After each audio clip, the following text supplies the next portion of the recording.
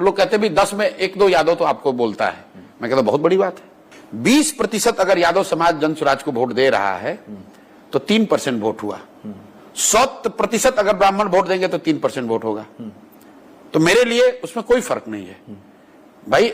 Election is also a lot of arithmetic, क्योंकि 10 में 2-3 यादव का वोट देना 100% फॉरवर्डों के बराबर हो गया, क्योंकि उनकी बहुत बड़ी संख्या है।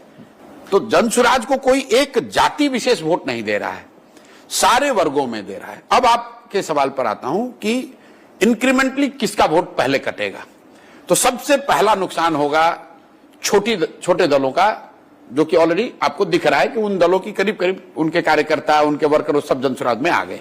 उनकी कोई चर्चा नहीं है, बस एक चर्चा है आरजेडी लेड अलायंस, एक चर्चा है बीजेपी जदयू, और तीसरा है जन स्वराज। वो ऑलरेडी हो गया। नेक्स्ट जो हिट होगा वो होगा जदयू को।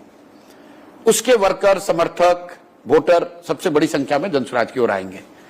थोड़ा सा और अगर उफान हुआ और जन स्वराज की ताकत बढ़ी तो नेक्स्ट डैमेज होगा भाजपा को बड़ी, क्योंकि वहां पर 2 तरह के लोग आएंगे। एक जो कि भाजपा के यहां के कार्यशैली, यहां के लैक ऑफ लीडरशिप से परेशान है, एंटी इनकम्बेंसी उनके खिलाफ है। दूसरा कुछ उसमें एक ऐसा भी वर्ग है कि ठीक है ऊपर मोदी है, नीचे तो हमको जन स्वराज चाहिए, इसलिए सेकंड कटेगा भाजपा का।